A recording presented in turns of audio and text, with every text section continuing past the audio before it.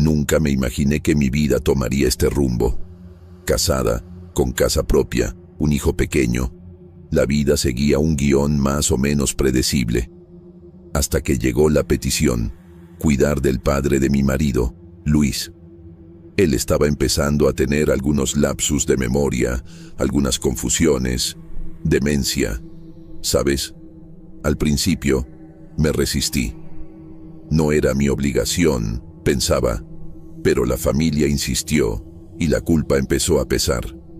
Al fin y al cabo, somos familia, ¿no? Y al final, acabé cediendo. Creía que sería algo temporal, una fase. Poco sabía que estaba entrando en un territorio desconocido, un laberinto de sombras y silencios. No me imaginaba el peso que esta decisión traería para mí, ni los horrores que presenciaría. La llegada de Luis a casa fue extraña. Era un hombre amable, un señor de cabellos blancos y sonrisa fácil. Pero la mirada, su mirada a veces se perdía, como si estuviera viendo algo que nosotros no veíamos. Al principio era solo olvido, llaves perdidas, nombres cambiados, el día de la semana confuso. Nos reíamos, tratábamos de tomarlo a broma, pero la cosa fue empeorando. Empezaba a tener unos momentos de ausencia. Se quedaba quieto, mirando a la nada, como si estuviera en otro lugar. Lo llamábamos, y nada. Hasta que volvía, medio asustado, sin saber qué había pasado. Las comidas en familia se volvieron un desafío. Luis no podía concentrarse en la conversación. A veces agarraba la comida con la mano, la tiraba al suelo. Otras veces empezaba a decir cosas sin sentido, sobre personas que ya habían muerto, sobre lugares que nunca existieron. Era incómodo. Mi hijo, que aún era pequeño, se quedaba mirando con cara de interrogación. Yo trataba de disimular, cambiar de tema, pero la tensión era palpable. El ambiente en la casa empezó a cambiar, a volverse más pesado, más tenso.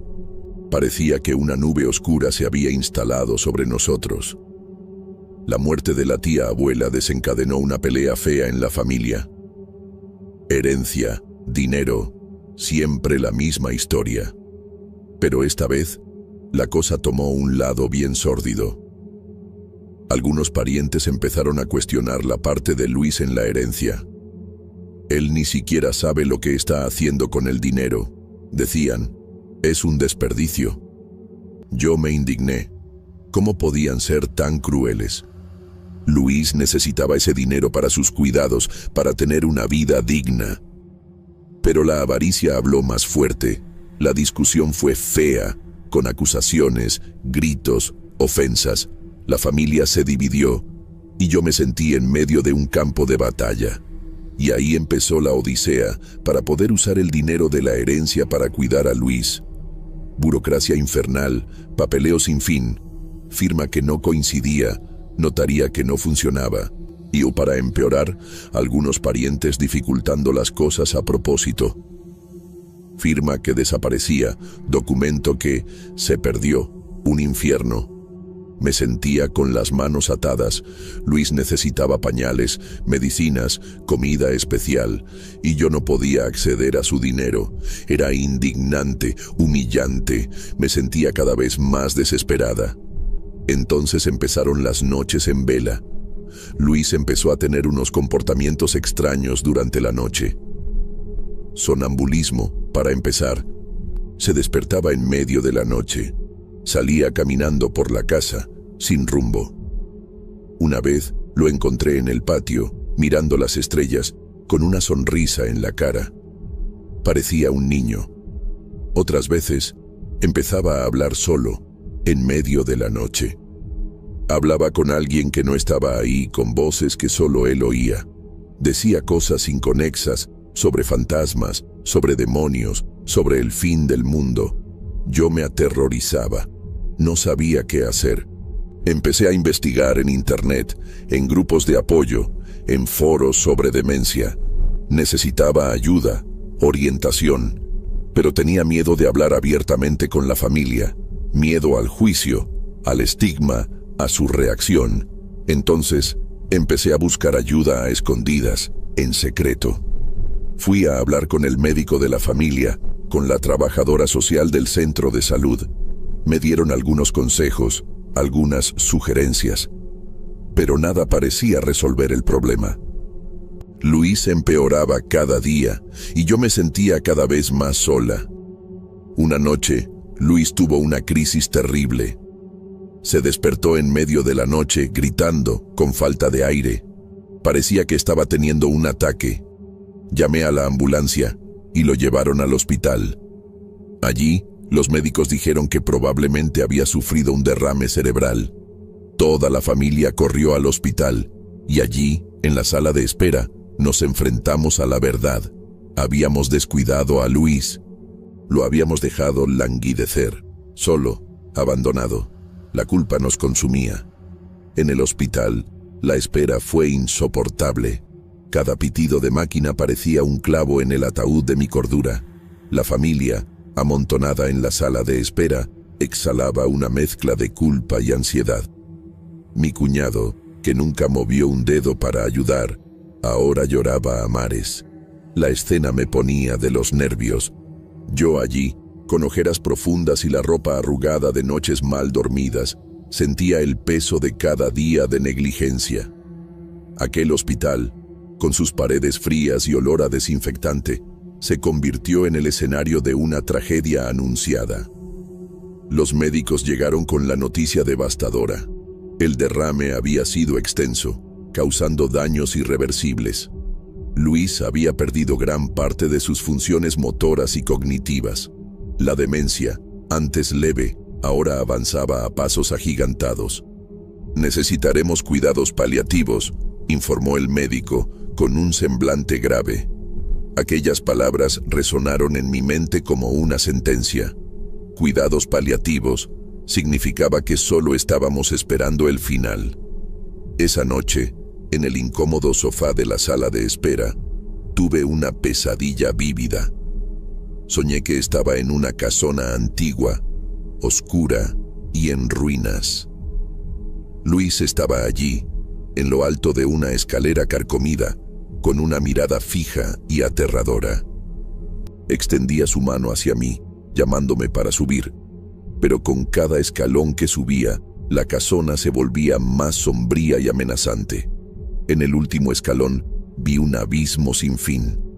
Me desperté gritando, bañada en sudor, con la imagen de aquella casona grabada en la mente.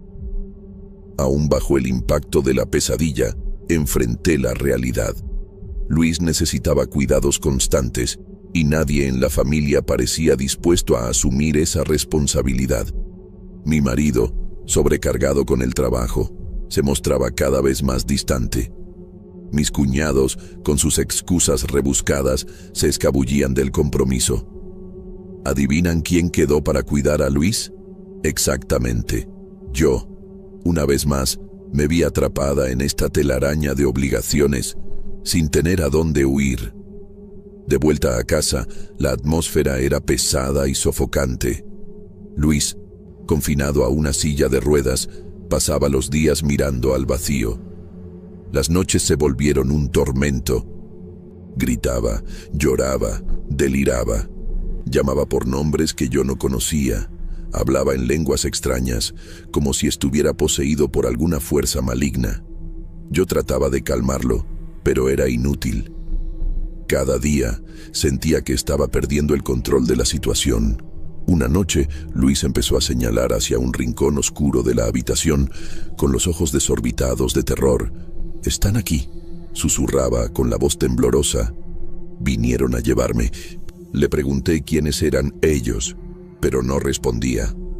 Solo seguía señalando hacia el rincón oscuro, con una mirada fija y aterradora. Sentí un escalofrío recorrer mi espalda. ¿Se habría vuelto loco Luis de una vez por todas? ¿O estaría viendo algo que nosotros, los vivos, no podíamos ver? A partir de esa noche, empecé a presenciar fenómenos inexplicables en la casa. Los objetos se movían solos, las puertas se cerraban de golpe, las luces parpadeaban sin razón aparente. Un fuerte olor a azufre flotaba en el aire, impregnando todas las habitaciones. Mi hijo, antes un niño alegre y despreocupado, se volvió un niño asustado e introvertido. Se negaba a quedarse solo en su cuarto, alegando que había monstruos ahí dentro. Desesperada, busqué ayuda en internet. Entré en foros de discusión sobre fenómenos paranormales, relatos de casas embrujadas, experiencias de personas que habían lidiado con entidades malignas. Encontré historias aterradoras que me hicieron cuestionar la cordura. Pero, al mismo tiempo, me dieron un atisbo de esperanza. Tal vez, si entendía lo que estaba pasando, podría encontrar una forma de proteger a mi familia. En la búsqueda de respuestas en internet, encontré un relato que me llamó la atención. Una mujer describía una situación similar a la mía. Un pariente anciano con demencia que, después de una crisis de salud, empezó a manifestar comportamientos extraños y a atraer energías negativas a la casa. La solución, según ella, era realizar una limpia espiritual, una especie de exorcismo casero para alejar a las entidades malignas. Escéptica, pero desesperada, decidí seguir el consejo. Me puse en contacto con una señora que decía ser especialista en rituales de limpia espiritual. Me orientó para comprar sal de grano, ruda, incienso y otros artículos para realizar el ritual. Confieso que me sentía ridícula, como si estuviera participando en una secta bizarra. Pero la situación en casa era insoportable y no veía otra salida. La noche del ritual, la casa estaba sumida en un silencio sepulcral. Luis, drogado con calmantes, dormía profundamente en su cuarto. La señora, con su mirada penetrante y voz grave, empezó a recitar oraciones en latín, mientras esparcía sal de grano por los rincones de la casa y quemaba incienso. El olor fuerte invadía todas las habitaciones, causándome náuseas. De repente, un viento fuerte empezó a soplar dentro de la casa, aún con las ventanas cerradas. Las puertas se abrieron de golpe y las luces empezaron a parpadear sin cesar. Un grito gutural resonó por los pasillos, viniendo del cuarto de Luis. La señora se paralizó, con los ojos desorbitados de terror. «No somos bienvenidos aquí», susurró, con la voz temblorosa. «Esta casa está maldita». Ignorando la advertencia de la señora, entré al cuarto de Luis. La escena que presencié me dejó en estado de shock. Luis estaba levitando sobre la cama, con el cuerpo retorcido y los ojos completamente blancos. Su boca se abría en una sonrisa macabra, revelando dientes afilados y puntiagudos. Una voz demoníaca salía de su garganta, profiriendo palabras en una lengua desconocida. Aterrorizada, corrí fuera del cuarto gritando por ayuda. La señora, en estado de pánico, huyó de la casa, dejándome sola con aquella criatura demoníaca. Me sentí abandonada, entregada a mi suerte. Era como si estuviera viviendo una película de terror, de esas que uno ve en el cine y piensa que nunca pasarían en la vida real. En un acto de desesperación, agarré un crucifijo que estaba colgado en la pared y entré nuevamente al cuarto. Apunté el crucifijo hacia Luis, rezando en voz alta. La criatura gritó, retorciéndose aún más. El crucifijo empezó a calentarse, quemando mi mano. Pero no lo solté. Seguí rezando, con todas mis fuerzas, hasta que la criatura cayó en la cama, inconsciente. Exhausta y aterrorizada, me desplomé en el suelo, llorando compulsivamente. A partir de ese día, mi vida nunca volvería a ser la misma. Creí haber ganado la batalla contra las fuerzas malignas, pero poco sabía que la guerra apenas estaba comenzando. Lo peor aún estaba por venir. Después del episodio del exorcismo improvisado, la casa parecía haberse calmado. Luis volvió a su estado vegetativo, durmiendo la mayor parte del tiempo.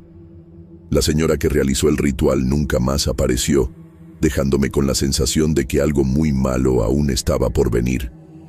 Me sentía como un soldado en una trinchera, esperando el próximo ataque. Las noches, sin embargo, seguían siendo una pesadilla. Incluso drogado con calmantes, Luis gemía y murmuraba en su sueño como si estuviera siendo atormentado por pesadillas horribles. Y yo, con el sueño ligero, me despertaba con cada ruido, con cada suspiro. El insomnio se volvió mi compañero constante, corroyendo mi salud física y mental. Empecé a tener alucinaciones. Veía sombras moviéndose por los rincones de la casa. Oía susurros llamando mi nombre. Una vez, juré haber visto el rostro de Luis transformarse en una máscara demoníaca mientras dormía. ¿Me habría vuelto loca de una vez por todas? ¿O estaría siendo víctima de alguna influencia maligna? Mi hijo también mostraba señales de perturbación. Sus dibujos, antes coloridos y alegres, ahora eran sombríos y macabros. Dibujaba monstruos, calaveras y figuras fantasmales. Empecé a preocuparme por su cordura. ¿Habría heredado alguna sensibilidad para lo sobrenatural? ¿O estaría simplemente siendo influenciado por la atmósfera pesada de la casa? Cierta noche, me desperté con un fuerte olor a quemado. Me levanté y fui a revisar la cocina. Para mi horror, la olla que estaba en la estufa se estaba incendiando, aún con el gas apagado. Las llamas bailaban en el aire, emitiendo un calor intenso. Apagué el fuego con un extintor, pero el olor a quemado persistió, impregnando todas las habitaciones de la casa. Al día siguiente, fui a visitar la tumba de mis padres, en busca de consuelo y orientación. Mientras limpiaba la lápida, sentí una mano helada tocar mi hombro. Me volví asustada, pero no vi a nadie. Solo el viento soplando entre los árboles del cementerio. ¿Habría sido solo mi imaginación? ¿O una señal de que mis padres estaban tratando de alertarme sobre algún peligro? De vuelta a casa, encontré una carta extraña en el buzón. El sobre era negro, sin remitente. Abrí la carta con las manos temblorosas y leí el contenido. Sal de esta casa, Sofía, antes de que sea demasiado tarde. ¿Quién habría escrito esa carta? ¿Y cómo sabía mi nombre? Sentí un escalofrío recorrer mi espalda. ¿Estaría siendo vigilada? Esa noche tomé una decisión drástica. Resolví abandonar la casa, llevándome a Luis y a mi hijo conmigo. Ya no aguantaba más esa atmósfera de terror. Necesitaba proteger a mi familia, aunque eso significara dejar atrás todo lo que habíamos logrado. El miedo era más fuerte que cualquier apego material. La huida fue planeada en secreto. No se lo conté a nadie, ni siquiera a mi marido. Temía que me creyera loca y tratara de impedírmelo. Vendí algunas pertenencias, junté el poco dinero que tenía y reservé un cuarto en un hotel barato en la ciudad vecina. Necesitaba sacar a mi familia de ese infierno, aunque fuera por solo unos días. La noche de la huida, esperé a que Luis se durmiera profundamente. Lo puse en la silla de ruedas, lo envolví en una cobija y lo llevé al coche. Mi hijo, asustado y confundido, me siguió en silencio. Con cada ruido, con cada sombra, sentíamos que estábamos siendo observados. La sensación de persecución era constante, como si estuviéramos huyendo de algo invisible. Llegamos al hotel exhaustos y aterrorizados. El cuarto era pequeño, sucio y mal iluminado, pero parecía un paraíso comparado con la casa embrujada. Por primera vez en semanas, logré dormir algunas horas seguidas, pero las pesadillas seguían atormentándome. Soñaba con la casa, con Luis levitando y con sombras persiguiéndome por los pasillos. Al día siguiente, intenté llevar una vida normal. Llevé a mi hijo a pasear al parque, compré helados e intenté hacerlo sonreír, pero la sombra del miedo se cernía sobre nosotros. Él seguía retraído y asustado, como si estuviera cargando un peso demasiado grande para su edad. Me sentía culpable por haberlo expuesto a todo aquello. Mientras estábamos en el parque, recibí una llamada al celular. Era mi marido, furioso. Había descubierto que nos habíamos fugado y quería saber dónde estábamos. Intenté explicarle la situación, pero no me escuchó. Solo gritó y me amenazó, diciendo que estaba destruyendo a la familia. Colgué el teléfono. Desesperada. Sabía que vendría a buscarnos. Esa noche, el hotel se volvió un lugar aún más siniestro. Ruidos extraños venían de los cuartos vecinos. Susurros resonaban por los pasillos y sombras se movían por las paredes. Sentía que estábamos siendo observados, que algo maligno nos había seguido hasta allí. El miedo era tan intenso que me paralizaba. De repente, la puerta de nuestro cuarto se abrió de golpe. Mi marido invadió el cuarto, trastornado y agresivo. Me acusó de traición, de locura y de abandono. Intentó agredirme, pero me defendí. La pelea fue violenta y desesperada. Mi hijo gritaba y lloraba, aterrorizado con la escena. En medio de la confusión, Luis se despertó y empezó a gritar. Su voz era ronca y gutural, como si estuviera poseído por un demonio. Se levantó de la silla de ruedas y empezó a retorcerse, con los ojos completamente blancos. Mi marido se paralizó, aterrorizado con la escena. Ese no era el padre que él conocía. Ante esa visión grotesca, mi marido retrocedió, dominado por el terror. Luis, poseído por alguna fuerza maligna, avanzó hacia él, con los brazos extendidos y una sonrisa macabra en el rostro. La voz que salía de su garganta no era la suya, sino un sonido gutural y demoníaco. En un acto de desesperación, agarré el crucifijo que siempre llevaba conmigo y lo apunté hacia Luis. La criatura gritó, retorciéndose aún más. Mi marido, atónito, observaba la escena sin entender lo que estaba pasando. Ese momento de horror parecía durar una eternidad. De repente, la criatura cayó al suelo, inconsciente. Luis volvió a su estado vegetativo, como si nada hubiera pasado. El silencio se apoderó del cuarto, roto solo por el llanto de mi hijo. Mi marido, en estado de shock, me miraba con una mezcla de miedo y confusión. Esa noche, dormimos todos juntos en el mismo cuarto, con miedo de que algo pudiera pasar de nuevo. Mi marido, antes escéptico y racional, ahora creía que algo sobrenatural estaba sucediendo. La experiencia lo había transformado, abriendo sus ojos a una realidad que siempre había ignorado. Al día siguiente, volvimos a casa. La atmósfera, sin embargo, no había cambiado. La casa seguía embrujada, con sus ruidos extraños y sombras siniestras. Pero esta vez no estábamos solos. Mi marido estaba a nuestro lado, dispuesto a enfrentar el terror con nosotros. Decidimos buscar ayuda profesional. Consultamos a un sacerdote exorcista, que nos escuchó atentamente y se mostró dispuesto a ayudarnos. Nos explicó que Luis se había convertido en un portal para entidades malignas, atraídas por su fragilidad mental y espiritual. La única solución era realizar un exorcismo completo para expulsar a los demonios de su cuerpo. El exorcismo fue una experiencia aterradora. El sacerdote, armado con agua bendita, crucifijo y oraciones en latín, enfrentó a la criatura que habitaba el cuerpo de Luis. La posesión se manifestaba de forma violenta, con gritos, contorsiones y palabras obscenas. La casa temblaba, las ventanas se rompían y el aire se volvía irrespirable. Después de horas de lucha, el padre finalmente logró expulsar a los demonios. Luis se desmayó, exhausto y debilitado. El silencio se apoderó de la casa, que parecía haber sido purificada. Sentimos un alivio momentáneo, pero sabíamos que la batalla aún no había terminado. Después del exorcismo, Luis parecía haber vuelto a su antigua personalidad, amable y cariñoso.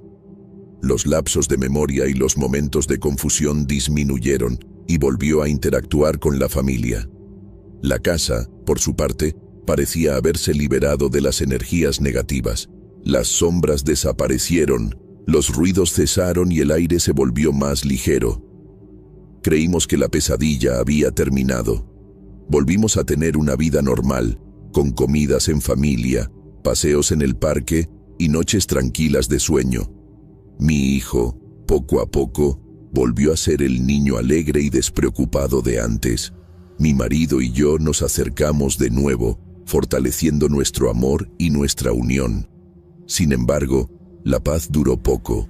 Cierta noche, me desperté con una sensación extraña. Sentí que algo andaba mal, que algo faltaba. Miré a mi lado y me di cuenta de que Luis no estaba en la cama. Me levanté y fui a buscarlo por la casa.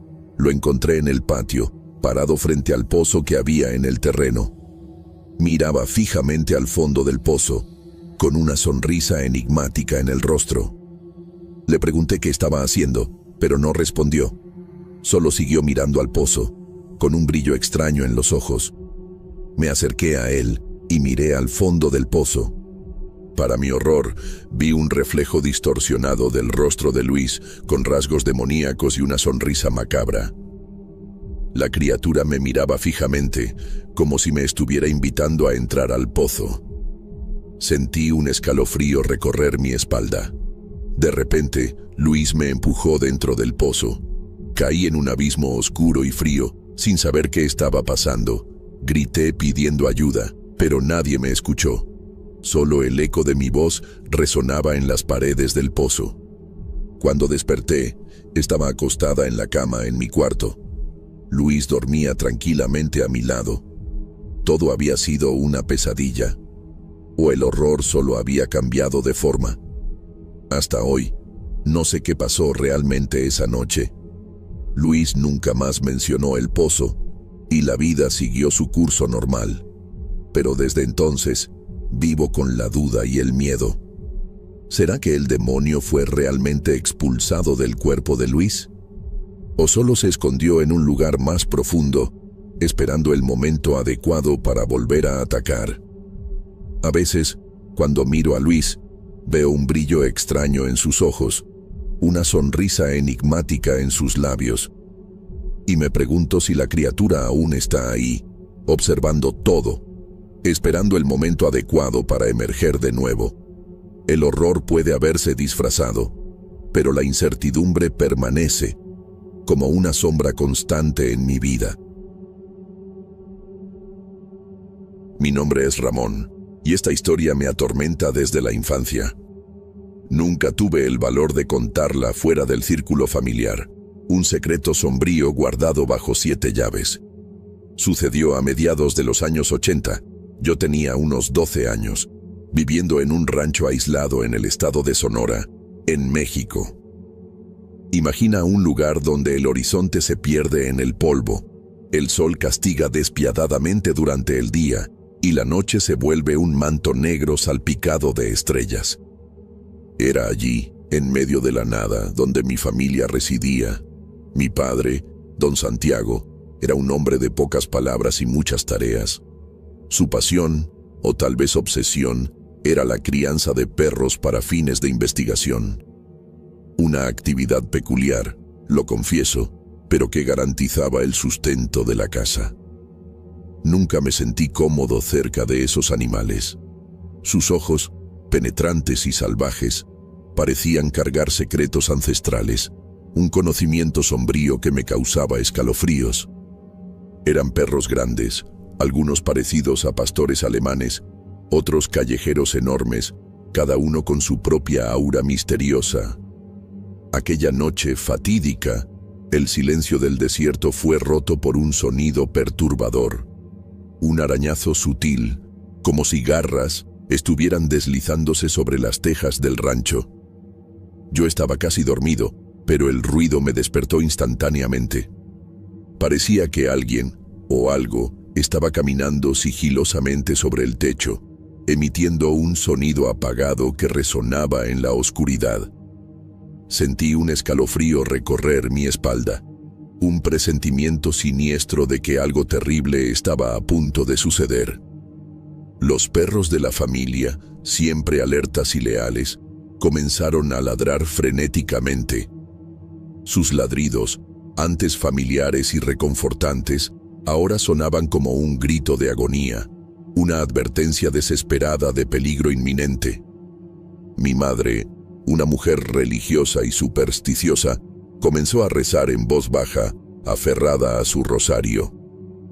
Mi padre, con la expresión sombría de siempre, agarró su vieja escopeta y salió a investigar, determinado a proteger a su familia. Mientras don Santiago se aventuraba en la noche oscura, nosotros permanecimos paralizados, temblando de miedo. Cada crujido de la madera, cada aullido distante del viento, era amplificado por nuestra imaginación, transformándose en amenazas monstruosas. Yo no podía apartar los ojos de la ventana, fijando mi mirada en la oscuridad, con la esperanza de vislumbrar algo, cualquier cosa, que explicara lo que estaba sucediendo. El silencio que siguió a la partida de mi padre pareció durar una eternidad. Cuando don Santiago regresó, su expresión era de furia contenida. Nos aseguró que no había nada, que debía ser solo un animal salvaje, tal vez un gato montés o un coyote curioso, pero sus ojos nos decían lo contrario. Había algo allí, algo que él no quería compartir con nosotros. Los perros, sin embargo, no se dejaron engañar. Seguían ladrando incesantemente, dirigiendo sus hocicos hacia el cercado de los perros, como si la respuesta estuviera allí. Y entonces, el grito, un grito desgarrador que cortó la oscuridad como un cuchillo, un grito de puro terror que resonó por todo el rancho y penetró en nuestros huesos. Vino del cercado de los perros, un sonido tan horripilante que me hizo saltar de la cama y correr hacia la ventana, ignorando los gritos de mi madre. La escena que se desarrollaba afuera era caótica, los perros agitados, corriendo de un lado a otro, y la oscuridad impenetrable que ocultaba lo que fuera que estuviera sucediendo. Mi padre, sin dudar, corrió hacia el cercado, con la escopeta en la mano. Nosotros lo seguimos, vacilantes, pero impulsados por una fuerza invisible. Cuanto más nos acercábamos, más fuerte se volvía el olor nauseabundo que flotaba en el aire. Un olor a sangre, a carne en descomposición, que me hizo tambalear y taparme la nariz. Sabíamos, en el fondo de nuestros corazones, que algo terrible había sucedido allí, en el reino sombrío de los perros de don Santiago. Llegamos al cercado, y la escena era de puro horror. La cerca, antes intacta, ahora mostraba señales de lucha, con alambres retorcidos y astillas de madera esparcidas por el suelo. El olor nauseabundo era casi insoportable, impregnando el aire con un aura de muerte y descomposición. Y entonces vimos el dinero, billetes sucios y rasgados, esparcidos por la tierra como hojas muertas, manchados con un líquido oscuro y pegajoso que reconocí como sangre. Mi madre, horrorizada por la visión, soltó un grito ahogado y se aferró a mí, temblando incontrolablemente. Yo, a pesar del miedo paralizante, no podía apartar la mirada. La escena era grotesca, macabra, pero algo me impedía cerrar los ojos. Era como si estuviera atrapado en una pesadilla, incapaz de despertar. La oscuridad de la noche parecía conspirar para ocultar los detalles más sórdidos, pero la luz débil de la luna revelaba lo suficiente para perturbarme profundamente. Mientras mi padre examinaba el cercado con una linterna, un visitante inesperado surgió en la oscuridad. Era don Felipe, el vecino ranchero, un hombre corpulento y de rostro marcado por el sol. Estaba jadeando, con la camisa rasgada y los ojos inyectados en sangre. Visiblemente perturbado, nos contó que su casa había sido invadida y que todo su dinero había sido robado. Una cantidad considerable que guardaba para una emergencia. Don Felipe estaba desesperado, buscando pistas e información que pudieran llevarlo al ladrón. Mi padre, vacilante, mencionó el grito que habíamos escuchado, la sangre y el dinero encontrados en el cercado de los perros. Don Felipe palideció al escuchar las palabras de mi padre. Conocía la reputación de los perros de don Santiago. Sabía que eran animales grandes y territoriales. La idea de que el ladrón pudiera haberse encontrado con ellos lo aterrorizó. El vecino ranchero retrocedió tambaleándose, con los ojos fijos en el cercado. Murmuró algo sobre llamar a la policía, sobre venganza y justicia. Mi padre lo interrumpió, pidiéndole que no mencionara a los perros a las autoridades. Temía que la historia del robo y los perros pudiera comprometer su investigación, atrayendo la atención indeseada de las autoridades. Don Felipe, reluctante, accedió a mantener el secreto, pero su expresión era de puro terror. Mientras don Felipe se alejaba tambaleándose en la noche oscura, mi padre nos ordenó volver dentro de la casa. Dijo que se encargaría de todo, que no necesitábamos preocuparnos. Pero yo sabía que estaba mintiendo. Había algo mal, algo que nos estaba ocultando. Su mirada era evasiva, su voz tensa, y sus manos temblaban ligeramente mientras sostenía la linterna. De vuelta en el rancho, la atmósfera estaba cargada de tensión y miedo. Mi madre seguía rezando, murmurando oraciones en voz baja, mientras yo me sentaba en la cama, incapaz de dormir. El grito desgarrador aún resonaba en mis oídos, y la imagen del dinero ensangrentado me atormentaba. Sabía que aquella noche cambiaría nuestras vidas para siempre, que el terror se había instalado en nuestro hogar. En los días siguientes, la policía investigó el robo en la casa de don Felipe, pero no encontró ninguna pista del ladrón. El vecino ranchero, consumido por la rabia y la frustración, se volvió un hombre amargado y solitario. Mi padre, por otro lado, se volvió aún más reservado y misterioso.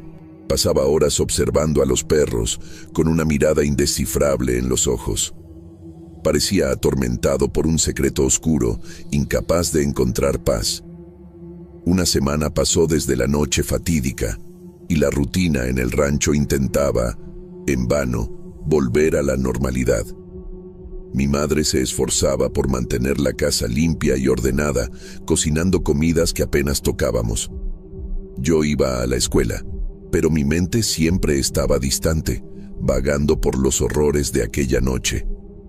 Y mi padre se volvía cada día más sombrío y distante, un fantasma en nuestra propia casa. Pasaba la mayor parte del tiempo cuidando a los perros, alimentándolos y limpiando el cercado. Pero había algo diferente en su comportamiento. Parecía nervioso, inquieto, como si estuviera esperando que algo terrible sucediera. A veces, lo pillaba observando a los perros con una mirada de horror y repulsión, como si estuviera viendo algo que nadie más veía. Esos momentos me asustaban profundamente, haciéndome cuestionar la cordura de mi propio padre.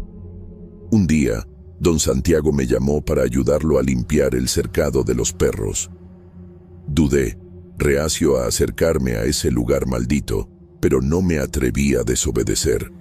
Agarré una pala y un balde y seguí a mi padre en silencio, sintiendo el corazón acelerado en el pecho. El olor nauseabundo aún flotaba en el aire, aunque más débil, y la tierra estaba empapada de sangre y orina. Mientras limpiábamos el cercado, encontramos algo extraño. Un pedazo de tela rasgada, atrapado en uno de los alambres de la cerca. Era un trozo de camisa, sucio y hecho jirones, pero reconocí el estampado. Era la misma camisa que don Felipe llevaba la noche del robo. Sentí un escalofrío recorrer mi espalda e intercambié una mirada aprensiva con mi padre. Estaba pálido, con los ojos desorbitados de horror. Seguimos limpiando el cercado, tratando de ignorar el trozo de camisa, pero la sensación de que algo terrible había sucedido allí era abrumadora. Y entonces encontramos algo aún peor. En medio de los excrementos de los perros, Algo duro y blanco llamó mi atención. Era un hueso humano, un fémur, para ser más precisos. Solté un grito de horror y dejé caer la pala al suelo. Mi padre se acercó con la respiración agitada y examinó el hueso con cuidado. Confirmó mis sospechas. Era un hueso humano, sin lugar a dudas, y no era el único. Al cavar un poco más, encontramos otros huesos, pedazos de carne en descomposición y dientes humanos. La verdad nos golpeó como un rayo. Los perros se habían comido al ladrón. Se habían devorado a don Felipe. El horror del descubrimiento fue tan grande que casi me desmayo. Mi padre, en shock, retrocedió tambaleándose, murmurando palabras inconexas. La escena era grotesca, macabra, y la responsabilidad por aquello recaía sobre nosotros. Habíamos criado y alimentado a las criaturas que habían cometido ese acto horrendo. Siempre creí que la vida en nuestro pueblo era un ciclo lento y predecible, como las estaciones que pintan el cielo del rancho de diferentes colores cada año. Viví toda mi vida aquí, viendo a los niños crecer y mudarse, a las parejas envejecer bajo el mismo sol fuerte. Carlos, mi marido, siempre decía que nuestra mayor suerte fue encontrar un lugar tan tranquilo, donde podíamos envejecer sin sobresaltos. Pero, de repente, una sombra comenzó a insinuarse en nuestra tranquilidad, algo que no puedo explicar, pero que me quita el sueño y me hace cuestionar todo. Nuestro rancho siempre fue un mosaico de casas humildes y jardines floridos, donde cada familia teje su propia historia. Pero el corazón de nuestro pequeño mundo era la casa de don José, nuestro querido vecino, un hombre de sonrisa fácil e historias infinitas, siempre listo para compartir un vaso de mezcal y un buen consejo. Su casa era un refugio, un punto de encuentro en las noches calurosas, donde la música y las risas resonaban hasta altas horas. La partida repentina de don José dejó un vacío inmenso, como si un pedazo de nuestra alma colectiva se hubiera perdido. La casa de don José quedó cerrada por meses, acumulando polvo y recuerdos. La nostalgia era casi palpable, y cada uno de nosotros trataba de lidiar con la ausencia a su manera. Sabíamos que, tarde o temprano, la casa sería vendida, pero la idea de ver extraños ocupando ese espacio sagrado nos causaba cierta incomodidad. La llegada de una agencia inmobiliaria y el anuncio de que la casa sería alquilada trajeron una mezcla de curiosidad y aprensión. La nueva familia llegó sin alarde, en una noche oscura y sin estrellas. Eran personas extrañas, reservadas, que parecían no encajar en nuestro modo de vida simple y acogedor. No saludaban a los vecinos, no participaban en las fiestas del pueblo, no se mezclaban con nadie. Parecían vivir en un mundo aparte, envueltos en un misterio que nos dejaba intrigados y desconfiados. Incluso antes de la mudanza de la nueva familia, comencé a notar cosas extrañas en la casa de don José. Por la noche, veía luces débiles parpadeando en las ventanas, como velas temblando en la oscuridad. Sombras se movían por las habitaciones, como si alguien estuviera caminando por la casa vacía. Se lo contaba a Carlos, pero él, como siempre, minimizaba mis preocupaciones, diciendo que era solo mi imaginación fértil jugándome bromas. Pero yo sentía que algo andaba mal, que la casa de don José guardaba un secreto sombrío. Con la llegada de la nueva familia, las cosas solo empeoraron. La atmósfera en el rancho se volvió más pesada, más tensa. Comencé a tener pesadillas terribles, donde don José se me aparecía con el rostro angustiado, tratando de decirme algo que no podía entender. Me despertaba en medio de la noche, con el corazón acelerado, sintiendo un miedo inexplicable. Era como si él estuviera atrapado en algún lugar, pidiéndome ayuda para liberarse. Los sueños con don José se volvieron cada vez más frecuentes y perturbadores. Me mostraba escenas confusas, fragmentos de memorias, símbolos extraños que no tenían sentido. Sentía que estaba tratando de alertarme sobre algo que estaba sucediendo en su casa, algo que necesitaba descubrir. La obsesión por develar este misterio consumía mis pensamientos, me impedía dormir, me alejaba de Carlos. Cierta noche, me desperté con un grito ahogado proveniente de la casa de don José. Miré por la ventana y vi una sombra moviéndose rápidamente, como si alguien estuviera huyendo. Sentí un escalofrío recorrer mi cuerpo, un presentimiento de que algo terrible había sucedido. Decidí que ya no podía quedarme quieta, que necesitaba investigar lo que estaba pasando en esa casa. Pero sabía que me estaba arriesgando, que estaba entrando en un territorio desconocido y peligroso. A la mañana siguiente, decidí acercarme a la casa de don José de forma discreta. Esperé el momento adecuado, cuando la nueva familia salió a trabajar, y me acerqué a la puerta. La casa parecía abandonada, con las ventanas cerradas y el jardín descuidado. Sentí un olor extraño en el aire, una mezcla de incienso y moho, que me causó un leve mareo.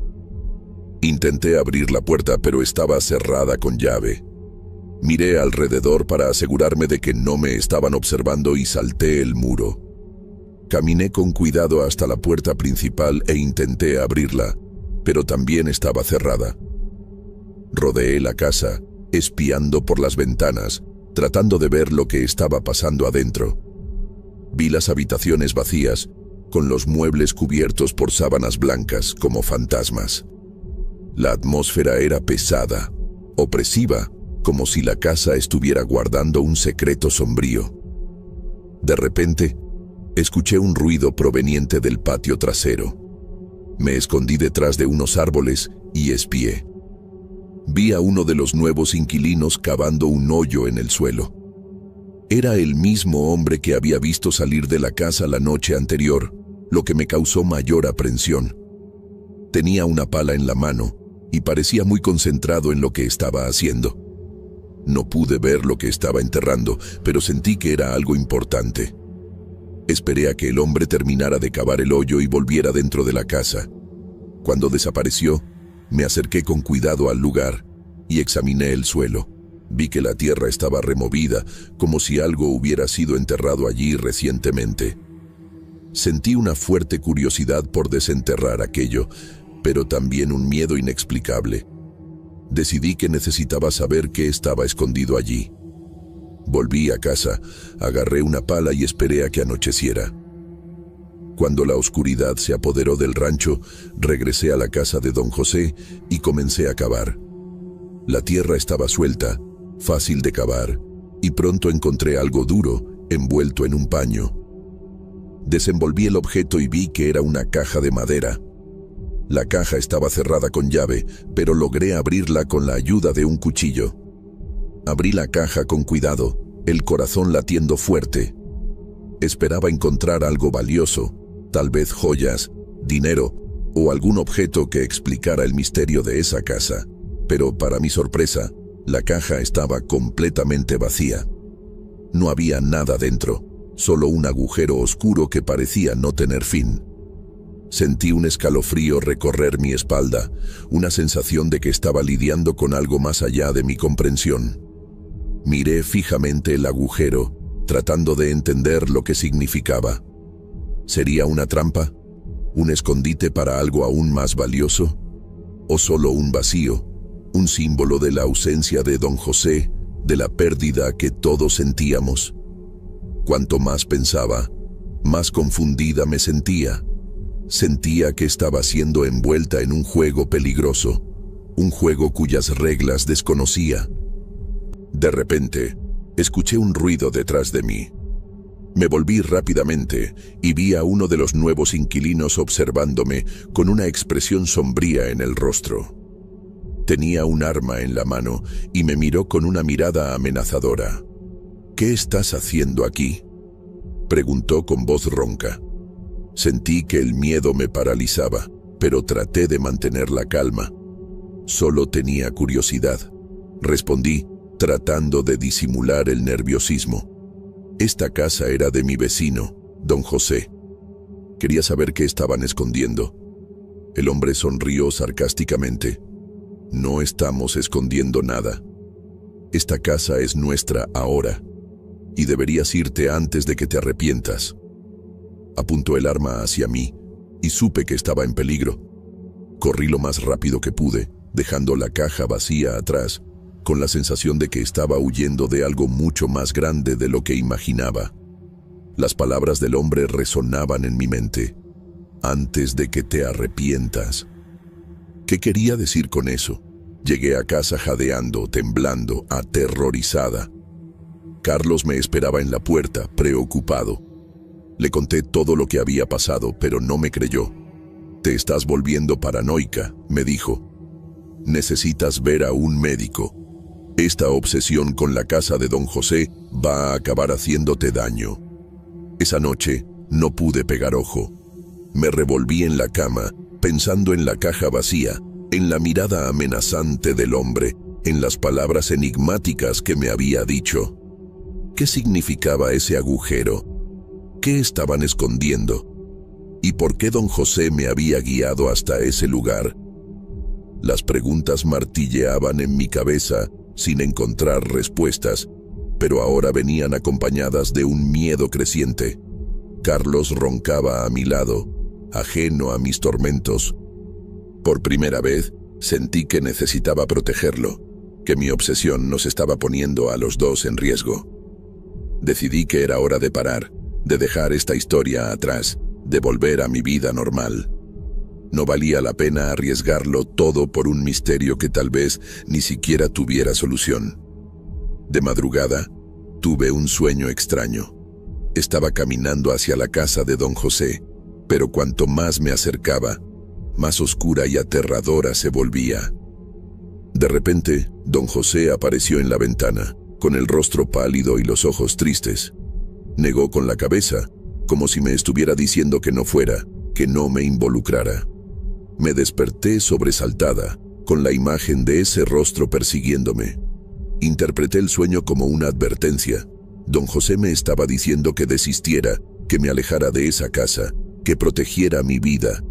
Decidí que iba a obedecerle, que iba a enterrar esta historia en el fondo de mi mente, que iba a seguir adelante sin mirar atrás. Era la decisión más sensata, la más segura, la más prudente.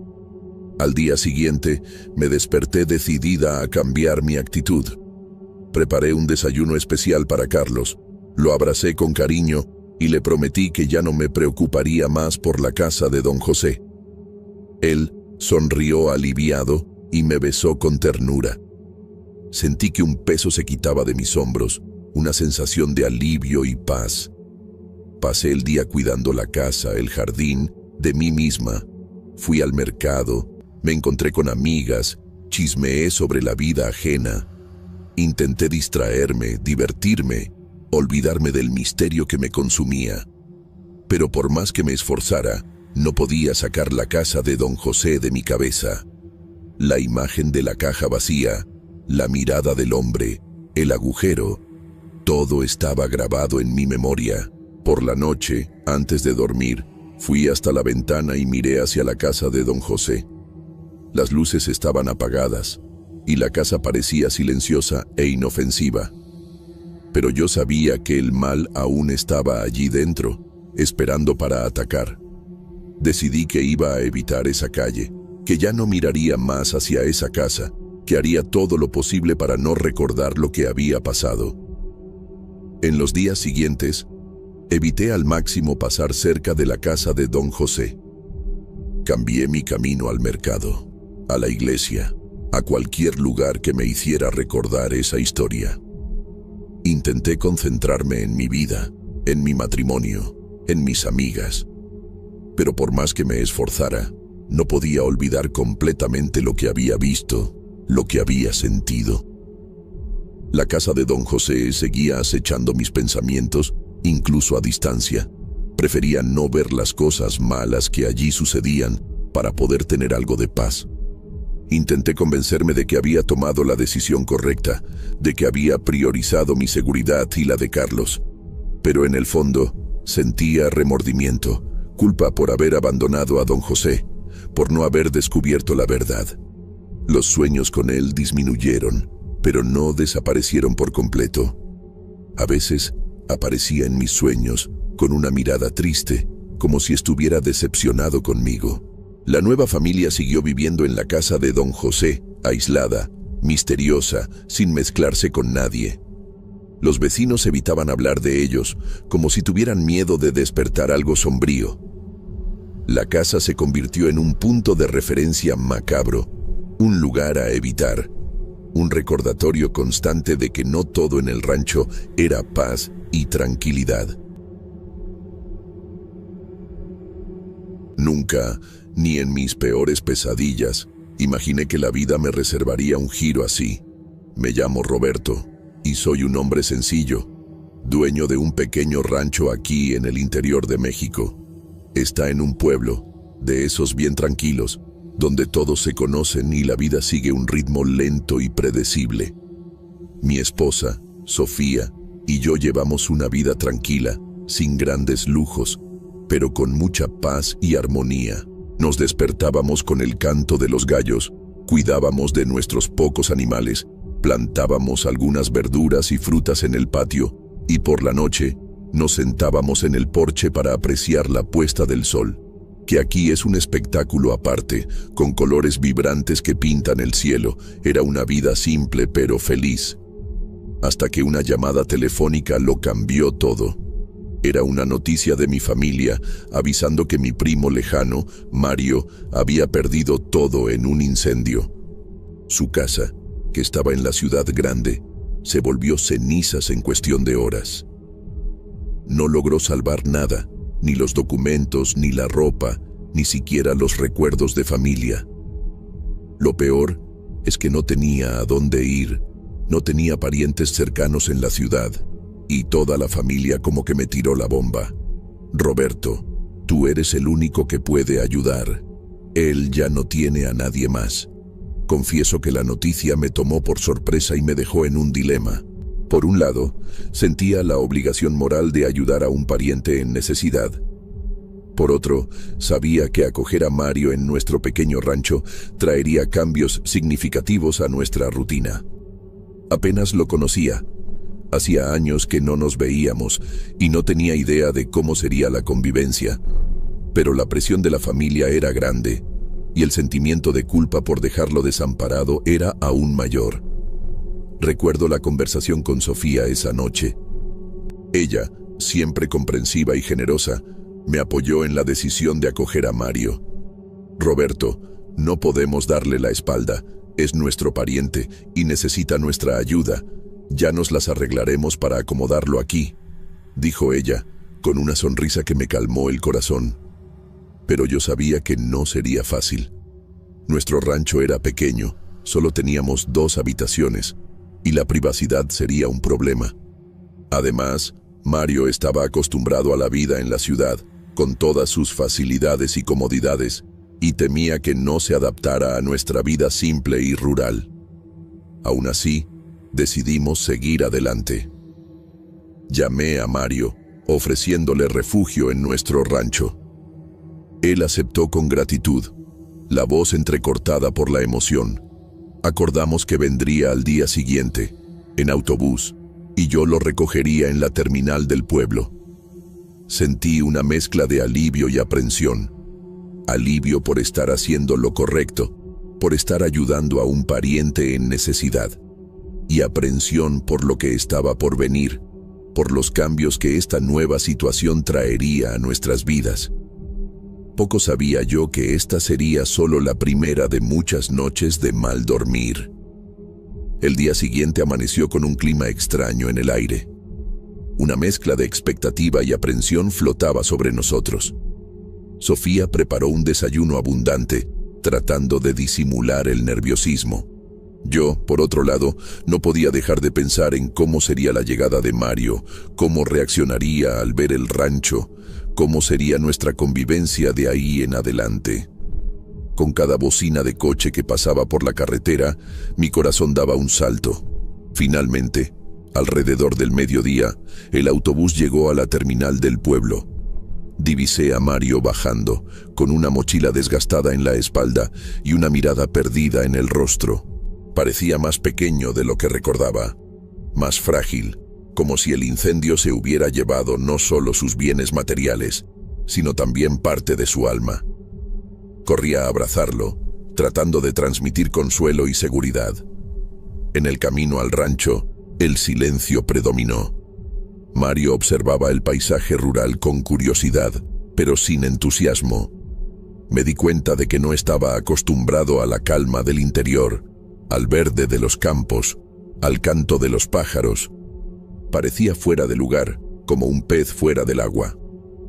Al llegar al rancho, su reacción fue aún más evidente. No ocultó su decepción al ver la simplicidad de la casa, la falta de lujo y comodidad. Sofía, siempre atenta, trató de romper el hielo, ofreciendo un almuerzo casero y mostrando la habitación que habíamos preparado para él. Una habitación pequeña, con una cama simple, un ropero antiguo y una ventana con vista al patio. Mario agradeció, pero su semblante seguía cerrado. En ese momento me di cuenta de que la adaptación no sería fácil, que tendríamos muchos desafíos por delante. En los primeros días, la convivencia estuvo marcada por una mezcla de cordialidad y extrañeza. Mario pasaba la mayor parte del tiempo en la habitación, conectado al celular, tratando de mantener contacto con el mundo exterior. No se adaptaba a nuestros horarios, durmiendo hasta tarde y alimentándose en horarios diferentes. Tampoco se interesaba por nuestras actividades diarias, como cuidar de los animales o plantar en el patio. Parecía vivir en un mundo paralelo, distante de nuestra realidad. Poco a poco, empezamos a notar que Mario traía hábitos y costumbres diferentes a los nuestros. Se quejaba de la comida simple, echaba de menos el internet rápido, le extrañaba la falta de opciones de ocio. También tenía manías que nos molestaban, como dejar la luz encendida toda la noche o tomar baños largos. Pequeñas cosas que, en el día a día, fueron generando cierta fricción entre nosotros. Sofía trataba de ser paciente y comprensiva, pero yo veía que ella también se estaba irritando. Al final, nuestra rutina estaba siendo completamente alterada, nuestra privacidad invadida y nuestra paz perturbada. Empecé a cuestionarme si habíamos tomado la decisión correcta al acoger a Mario, pero, al mismo tiempo, sentía que no podía abandonarlo, que necesitaba nuestra ayuda. La verdad es que la convivencia con Mario estaba siendo más difícil de lo que imaginábamos. La adaptación estaba siendo lenta y dolorosa para todos nosotros, y yo temía que esta situación pudiera comprometer la armonía de nuestro hogar, nuestro bien más preciado. Con el paso de las semanas, la situación financiera comenzó a convertirse en una carga cada vez más pesada. Nuestros ahorros se estaban agotando rápidamente y los gastos con Mario solo aumentaban. Alimentación, productos de higiene, medicamentos, todo pesaba en el presupuesto. Empecé a preocuparme por cómo íbamos a mantener las cuentas al día, cómo íbamos a hacer frente a todos los gastos. Decidí hablar con mis parientes más cercanos, buscando un apoyo financiero para ayudar a costear los gastos de Mario. Llamé a mis hermanos, mis tíos, mis primos, explicando la situación y pidiendo una contribución. La reacción de ellos fue variada. Algunos se mostraron dispuestos a ayudar, prometiendo enviar una cantidad mensual. Otros, sin embargo, se escabulleron, alegando dificultades financieras u otras prioridades. La verdad es que la mayoría de mis parientes no parecían entender la gravedad de la situación. Pensaban que era mi responsabilidad cuidar de Mario, ya que estaba viviendo en mi casa. Algunos incluso llegaron a insinuar que me estaba aprovechando de la situación, que estaba usando a Mario para conseguir dinero de la familia. Me indigné con estas acusaciones, me sentí injusticiado e incomprendido. Las conversaciones sobre dinero se volvieron frecuentes y tensas. Se entablaban discusiones acaloradas por teléfono, con acusaciones y resentimientos siendo lanzados de un lado a otro. La familia, que antes era unida y solidaria, ahora estaba dividida y en conflicto. Mario, sin saberlo, se había convertido en el pivote de una crisis familiar. Además de las tensiones financieras, las obligaciones con Mario también empezaron a pesar sobre mí. Necesitaba llevarlo al médico, acompañarlo en exámenes, comprar sus medicamentos, proveer su alimentación. Todo esto tomaba tiempo y energía, alejándome de mis actividades diarias, de mi trabajo, de mi familia. Empecé a sentirme sobrecargado, agotado, sin tiempo para mí mismo. Sofía también sentía el peso de las obligaciones.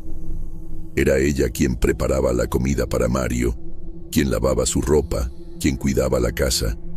Se desdoblaba para hacerse cargo de todo, pero veía que se estaba agotando. Empezamos a discutir con más frecuencia, por cosas banales, por cansancio, por estrés. Nuestra relación, que antes era tan armoniosa, se estaba deteriorando poco a poco. La situación se estaba volviendo insostenible.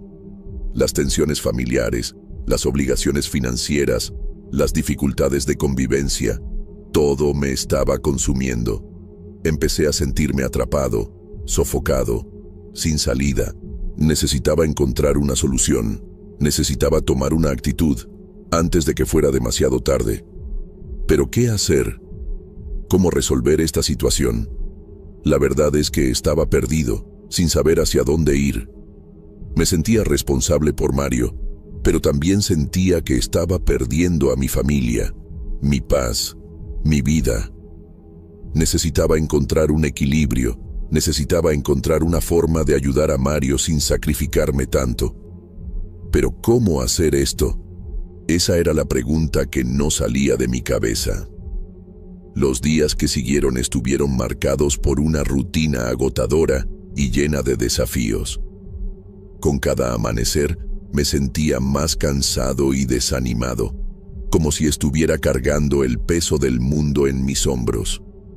Las dificultades financieras se sumaban a las dificultades de convivencia, creando un escenario cada vez más sombrío y desesperante. Para economizar, empecé a cortar gastos superfluos. Dejé de comprar carne, pasé a comer más verduras y legumbres de nuestra huerta, disminuí el consumo de energía eléctrica, reutilicé agua de lluvia para lavar el patio. Pequeñas medidas que, al final del mes, hacían una diferencia en el presupuesto, pero no era suficiente. La alimentación de Mario era una preocupación constante. No se adaptaba a nuestra comida simple y casera, echaba de menos los productos industrializados, la comida rápida, los refrescos. Sofía se esforzaba por complacerlo, preparando platos diferentes, pero él siempre se quejaba, diciendo que la comida no tenía sabor, que era insípida. El transporte también era un problema. El rancho quedaba lejos del centro de la ciudad, y el autobús pasaba solo algunas veces al día. Necesitaba llevar a Mario al médico con frecuencia, lo que me obligaba a faltar al trabajo, a gastar en gasolina, a enfrentar largas filas y esperas. Todo esto me dejaba irritado y frustrado. La falta de recursos también me impedía ofrecer a Mario el tratamiento adecuado para sus problemas de salud. Necesitaba acompañamiento psicológico, medicamentos específicos, exámenes complementarios. Pero no teníamos dinero para pagar por todo esto. Me sentía impotente, incapaz de ayudarlo a superar el trauma del incendio. La situación se agravó cuando Mario comenzó a presentar síntomas de depresión. Se aislaba cada vez más. Pasaba todo el día encerrado en la habitación. No se alimentaba, no se bañaba. Intenté hablar con él, animarlo a buscar ayuda, pero se negaba, diciendo que no tenía nada malo, que solo era cansancio. Sofía también estaba sufriendo con la situación. Se sentía culpable por no poder ayudar a Mario, por no poder hacerlo feliz. Empezó a tener crisis de llanto, a perder el sueño, a alejarse de mí. Nuestra relación se estaba deshaciendo poco a poco, como un castillo de arena llevado por la marea. Me sentía cada vez más desesperado. No sabía qué hacer, a dónde correr. Me sentía atrapado en un ciclo vicioso, sin salida. Necesitaba encontrar una solución. Necesitaba revertir esta situación antes de que fuera demasiado tarde. ¿Pero cómo? Esa era la pregunta que me atormentaba cada día, cada noche. La verdad es que estaba al límite de mis fuerzas. Me sentía agotado física y emocionalmente. Necesitaba ayuda, necesitaba un alivio, necesitaba un milagro. Pero sabía que no podía contar con la suerte.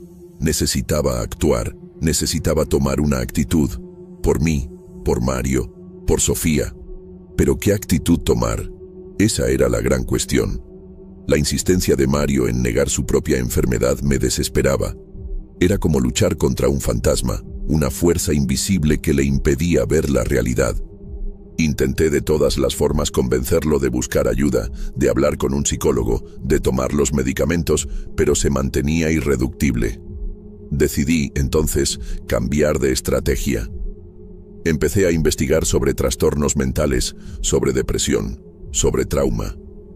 Quería entender lo que estaba pasando con Mario, cuáles eran las posibles causas, cuáles eran los tratamientos disponibles. Leía artículos, veía videos, hablaba con especialistas.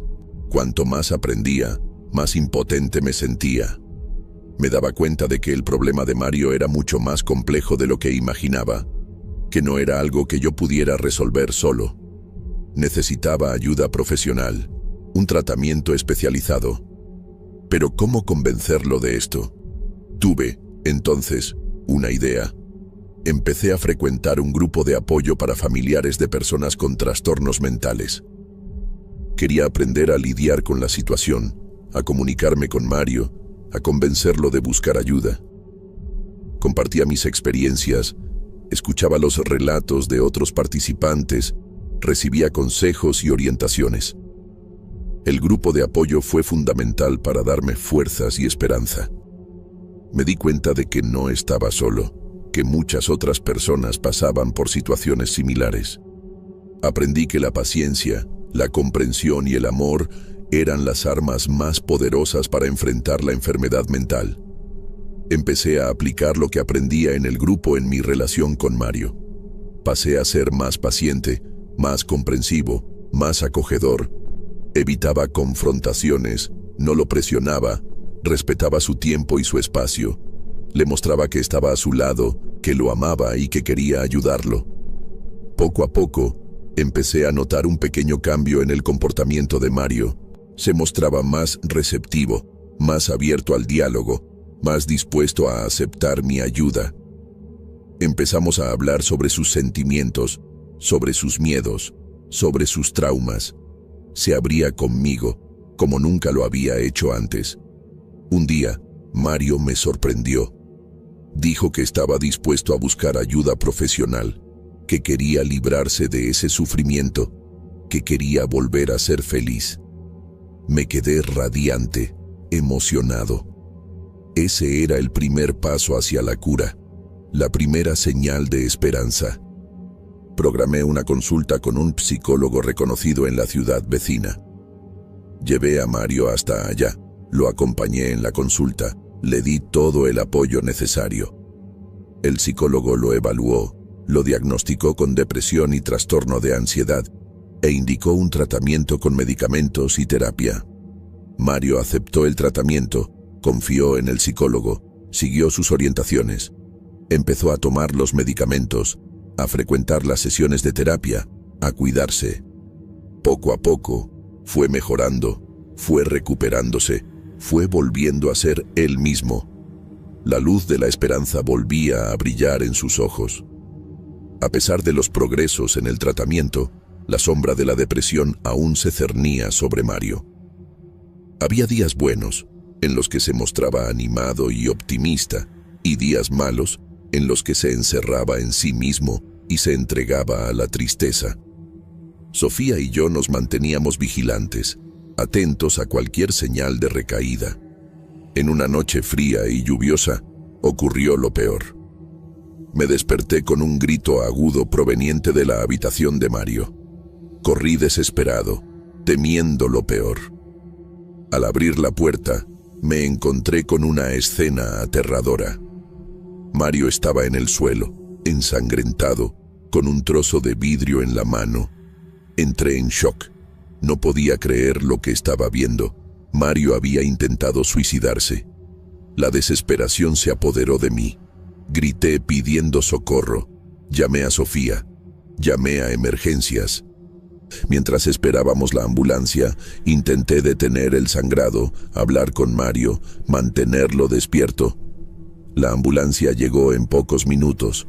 Los paramédicos atendieron a Mario, lo pusieron en la camilla y lo llevaron al hospital. Sofía y yo fuimos detrás, en estado de shock. En el hospital pasamos horas angustiantes en la sala de espera, sin noticias, sin saber qué estaba pasando. Finalmente, un médico vino a darnos noticias. Dijo que Mario había perdido mucha sangre, pero que estaba estable, que necesitaría pasar por una cirugía y quedarse internado en la UCI. Agradecimos a Dios que estuviera vivo, pero la angustia seguía atormentándonos. La noticia del intento de suicidio de Mario se esparció rápidamente por la familia. Todos quedaron conmocionados, tristes, preocupados. Algunos vinieron a visitarnos al hospital, otros llamaron para ofrecer apoyo, pero el ambiente era de consternación y aprensión. El intento de suicidio de Mario tuvo un impacto devastador en nuestra familia. Sofía entró en depresión, se culpaba por lo que había sucedido, se sentía incapaz de ayudar. Yo me sentía responsable, culpable por no haber percibido las señales, por no haber evitado la tragedia. Después de la cirugía, Mario estuvo internado en la UCI por algunos días. Sofía y yo nos turnábamos para estar a su lado, para darle apoyo y cariño. Estaba sedado, inconsciente, pero sentíamos que necesitaba nuestra presencia. Cuando Mario despertó, estaba confundido, desorientado, arrepentido. No recordaba nada de lo que había sucedido. No entendía por qué estaba en el hospital. Le explicamos lo que había pasado, con cuidado, con cariño, tratando de no traumatizarlo. Quedó conmocionado, avergonzado, culpable. Pidió disculpas a nosotros, a la familia, a todos los que se preocupaban por él. Prometió que nunca más haría una tontería como esa. Le prometimos que siempre estaríamos a su lado, para ayudarlo a superar la depresión. La familia se unió para ayudar a Mario. Mis hermanos, mis tíos, mis primos contribuyeron financieramente para pagar los gastos de la casa de reposo. Mis padres, mis suegros, mis amigos nos dieron apoyo moral y emocional. Me di cuenta de que no estábamos solos, que teníamos una red de apoyo fuerte y solidaria. Sofía y yo también nos recuperamos. La terapia de pareja nos ayudó a superar la crisis, a fortalecer nuestro matrimonio, a rescatar nuestra familia. Aprendimos a lidiar con la enfermedad mental, a valorar el amor, a perdonar y a ser perdonados. Decidimos cambiar nuestra vida. Vendimos el rancho, compramos un apartamento en la ciudad, cerca de la casa de reposo de Mario. Queríamos estar más cerca de él, darle más atención, ofrecerle más calidad de vida. Empecé a trabajar en una ONG que ayuda a personas con trastornos mentales. Quería hacer la diferencia, quería ayudar a otras familias a superar las dificultades que enfrentamos. Sofía se hizo voluntaria en la casa de reposo de Mario. Quería dar cariño y atención a todos los pacientes. Nuestra vida cambió completamente, pero para mejor. Aprendimos a valorar lo que realmente importa, a amar incondicionalmente, a estar agradecidos por cada día. La enfermedad de Mario nos enseñó lecciones valiosas que llevaremos por el resto de nuestras vidas.